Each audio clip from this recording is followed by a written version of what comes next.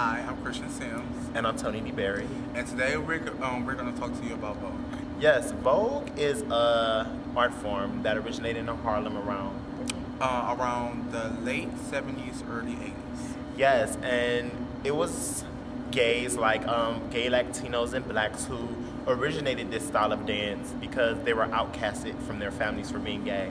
And they wanted to, well, the first idea of the way Vogue would be like shown to the world was they wanted to imitate what they saw in in magazines like Poses and stuff like that, but they wanted to do that through movement. Yes, so this clip after this you're gonna see is actually someone legendary explaining what Vogue is and how it started. We are back. The new award-winning film, which is being released nationally tomorrow, Paris is Burning, is getting major attention. It features, as I said to you, exotic gay subculture in New York that helps gay and lesbian young people to feel wanted and loved and accepted by dressing up as their fantasies. Today's guests are all featured in the film. First, on my immediate left, is Dorian Corey. He or she, which would you prefer? Whichever. All right. He is a legend in the drag underworld, as is his counterpart, Pepper LaBeija.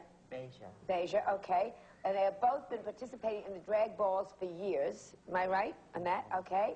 Next to them is Willie Ninja. He is a respected dancer and choreographer and also is no stranger to this underground culture.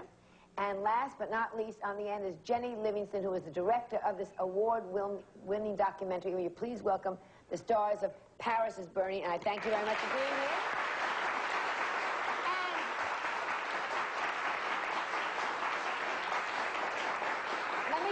Let me start with you, Jenny. Why is it called Paris? I said it's Paris Burning because that's one of my favorite books. Why is it called Paris is Burning? It's named after an annual drag ball given by Paris Dupree called Paris is Burning. Okay. And there's also a line in the film where Willie says, I don't want to take voguing just to Paris is Burning. I want to take it to the real Paris and make the real Paris burn. So the title refers to crossover and burning desire and things like that. It started way back in the 50s. In the 50s. Who started it now? Well, I wouldn't be able to tell you who started it, but I know it started back in the 50s because I was little, and they used to have balls on 155th Street and 8th Avenue, and a ballroom where only a small minority of people would go once a year. Once a year. And they would have a ball for all the gay kids in the city that would come. And then it graduated, like they had one out in Long Island, where up in Harlem on 155th Street, I mean, there was like the blacks and the Spanish would go to Rockland Palace. They would have Once a ball year. Once a year. And then out on Fire, and Daisy D, which was a big white queen, had the ball for the white queens way out in Long Island. So when did it start becoming integrated? It's totally integrated now, and it's not just gays. It's Oh, a lot of people yeah. come in. When did it integrate? It started in the 60s, late 60s, early 70s.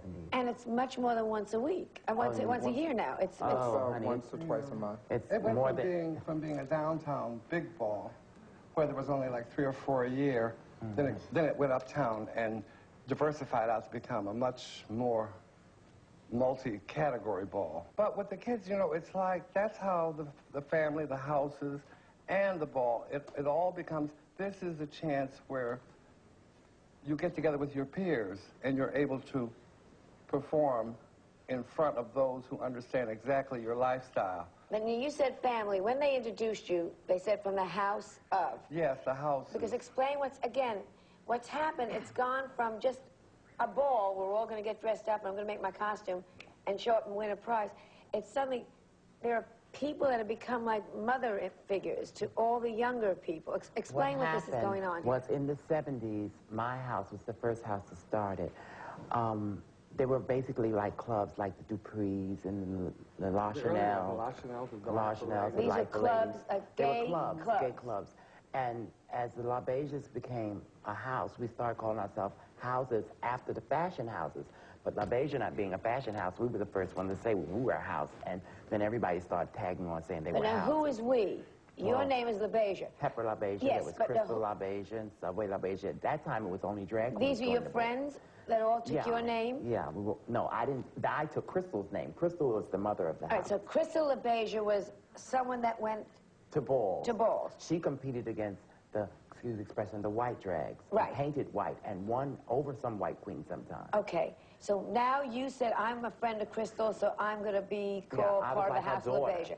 Now, what is being head of the house, which is the way they introduced you now? Yeah, because what do you do as head of the house? Okay.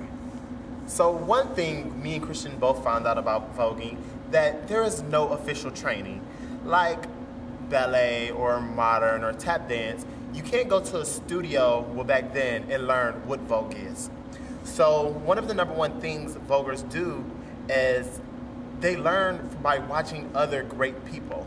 They pick up, like any street dance, like hip hop or break dance or pop lock, they picked up from what they seen. Or in the gay culture, you have something we call houses, and the house mother or the brothers and sisters, they actually help you in your respective categories, and you battle each other, and it becomes great, and you've practiced that. So that's how Vogue is trained. And there's also something called like the Kiki scene or like the Kiki boss, and the word Kiki means well, I shouldn't say a joke, but it's just like a joke. Kiki is like a playful thing. The Kiki boss like help you prepare for the real boss, and at the real boss, like that's where like you become a legend or an icon or of the year or mother of the year or bush queen of the year and stuff like that. And just like Tony said, the mothers and the fathers and brothers and stuff, they help them with that.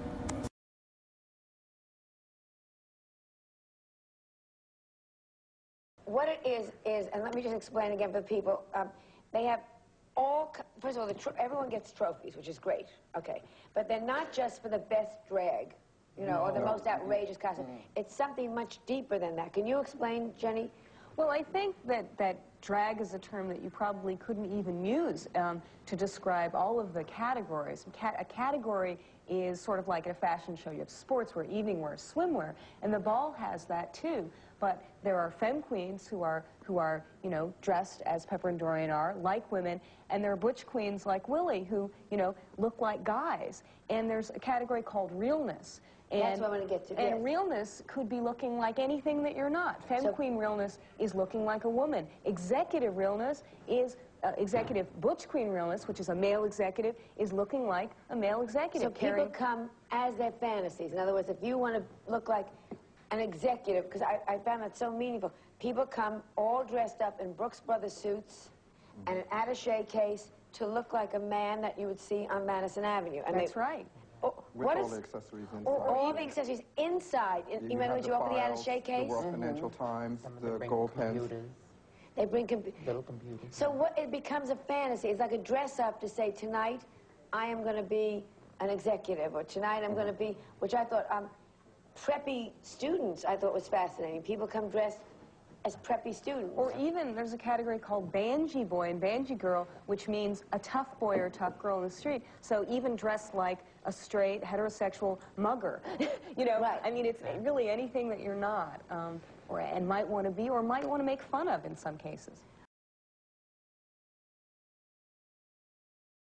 Category is Butch Queen, first time in drags at a ball. You know what I mean. You know what Paris means. Exactly. Butch Queen. Butch Queen. Butch Queen. Butch Queen. First time in drags at a ball. That's what I want from you. For those little flaws like that, that's because that's a part of shade. That's the idea. Knock them out if you can. Get them anyway. You hit them below the belt.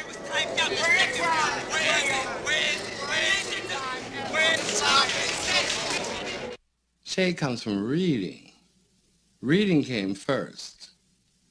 Reading is the real art form of insult. Now you want to talk about reading? Let's talk about reading. What is wrong with you, Pedro? Are you going through it? You're going through some kind of psychological change in your life? She went back to be a man. Oh, you went back to being a man. Touch this skin, darling. Touch this skin, honey. Touch all of this skin, okay? You just can't take it You're just an overgrown orangutan. You get in a smart crack and everyone laughs and kikis because you found a flaw and exaggerated it, then you've got a good read going. I am a person just like you. You cut me, I bleed the same way you do. I bleed the same color. If it's happening between the gay world and the straight world, it's not really a read, it's more of an insult, a vicious slur fight. See, there go my sister right there. She don't even want to even admit that she my sister. She a bulldagger. But it's how they develop a sense of how to read. That's my husband right there. And that's my girlfriend right there. They may call you a faggot or a drag queen. You find something to call them. But then when you are all of the same thing, then you have to go to the fine point. In other words, if I'm a black queen and you're a black queen, we can't call each other black queens because we're both black queens. That's not a read, that's just a fact. So then we talk about your ridiculous shape, your saggy face, your tacky clothes. Let me see what you are. Let's see. No paint. Yes, it's no paint. Motherfucking paint, girl. What? She wears more makeup than my mother did. Then reading became a developed form where it became shade. Shade is, I don't tell you you're ugly, but I don't have to tell you because you know you're ugly. And that's shade.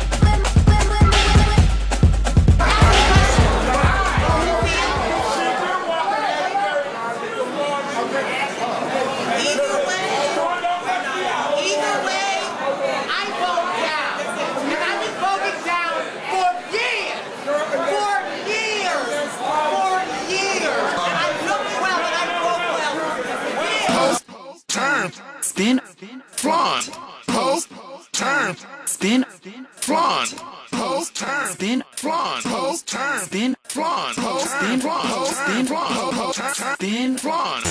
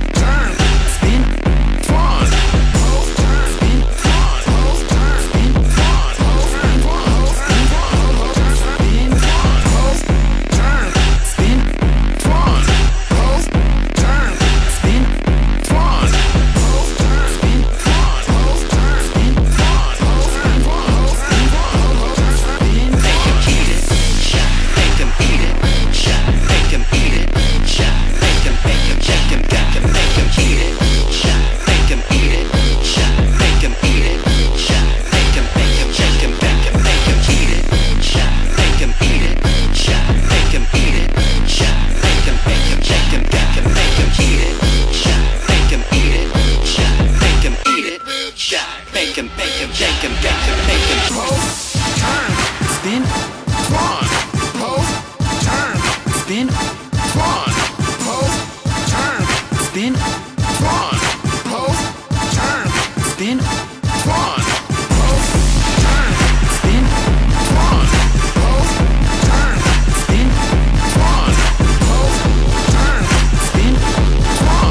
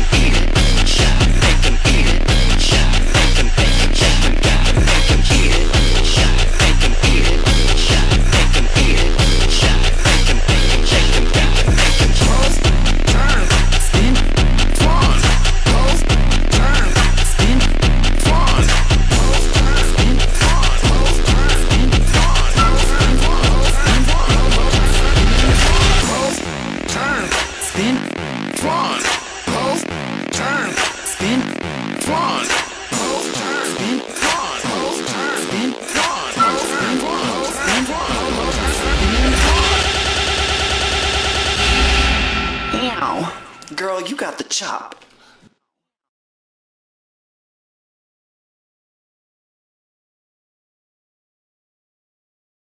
My name is Mark Schmidt. I'm from Brooklyn, New York, and I am a working choreographer in the modern dance world. What is Vogue? Vogue, let's see, I guess as a dance form, I would define it as pose-centric vernacular dance that is performed by what they call houses. So I think it's meant to be performed mostly in clubs. Although, you know, I know there's stage performances sometimes where they'll do that. I'm thinking as a dance form that it kind of emerged around like late 70s, early 80s. I'm sure that it came from somewhere else, but you can always reference Paris is Burning. But yeah, I would say, yeah, pose-centric. There's something kind of fashion related to it as well, because I mean, there's even this idea of a runway. You know, I think it's very, it's kind of a spectacle dance. First, I remember clearly it was a club called Demerara's, and I don't even know if it's there anymore. It was near FIT, Manhattan, and around 27th Street between 6th and 7th. It would be interesting to Google Demerara's. And I went with an old friend of mine from college, and it was there was a lot of they had a lot of competitions there. I think it was Thursday nights they would have Vogue balls. So you'd have the different houses competing at this club, and they were always late parties. So that was my first space. In the 90s, you'd always have, I mean, it was like a club where you'd have always house music, Latin house music, but you would also, inevitably in the night, there would be some type of voguing, runway, extravaganza. But it's interesting thing about that space is I remember going there until I mean, I don't go to those clubs so much anymore. I'm more into the house music scene, but is seeing Willie Ninja there, still voguing until, I mean, he passed away a few years ago, but I'm an observer, yes. You definitely want to clarify, I'm not a voguer. I'm just a person that loves dance, and I used to go out a lot to all the underground clubs and spaces. Well, one is that I would say that's important is that voguing or voguing runways as either entertainment or spectacle, I call it spectacle, or competition, happen in gay clubs. Let's see. There's definitely what is it? What did in Paris is burning Dorian? What's his name? Dorian Carey said the emotions get high. So yeah. There's this idea of extreme flexibility, like contortionism. What I've noticed is there's also this idea of athleticism too. I mean, some of these kids that I've seen Vogue, I mean, I'm imagining they have probably classical backgrounds as well. I mean, seeing somebody do like 5 pirouettes and fall to the floor. I mean, you know, I mean, it's like voguing meets classical ballet. It's really crazy, but definitely like a lot, very athletic and flexibility, contortionism. And then, yeah, then this idea of like categories, you know, these, so you compete in a category, and that, you know, and there's also this interplay of like gender bending or gender mixing, like, you know, butch queen, you know, femme queen, you know. I remember even like I remember one of the, going to Demerars, and there was this category that was like, I don't remember the name of it, but it was like, it would be like a girl who looks like the most like a dude. Like that was the category. So you had these kind of really rough and tough looking Boricua girls, you know, walking the runway, like looking like dudes, you know. And whoever looked the most convincing, you know, that was a trophy. I would say from my experience, like late 90s to now, I feel like Vogue, like any other dance form, is always pushing the envelope for, like, it's evolving all the time, you know. So there's more, it's like more turning, more athleticism, more contortionism. Yeah, I think that's one observation. The other thing too is that in New York we don't have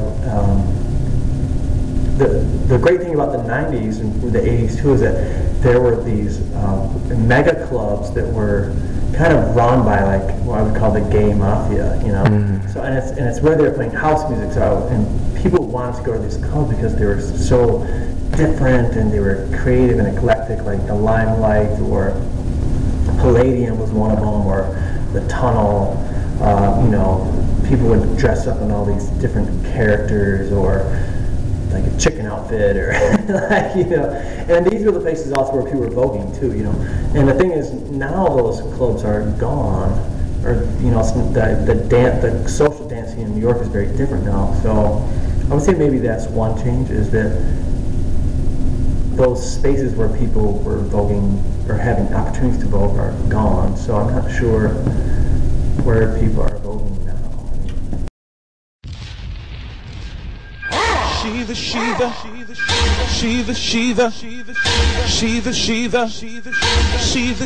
lady.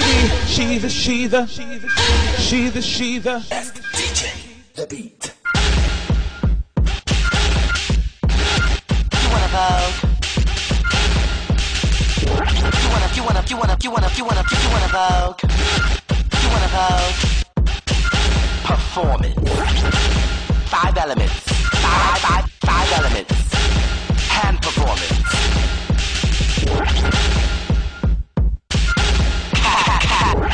Catwalk. Duck walk.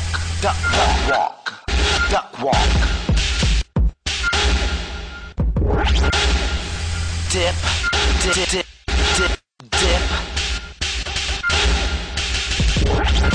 Floor performance.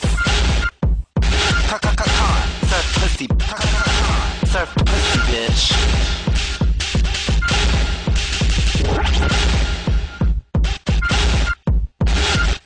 5 elements. Hand performance. Girls, get ready.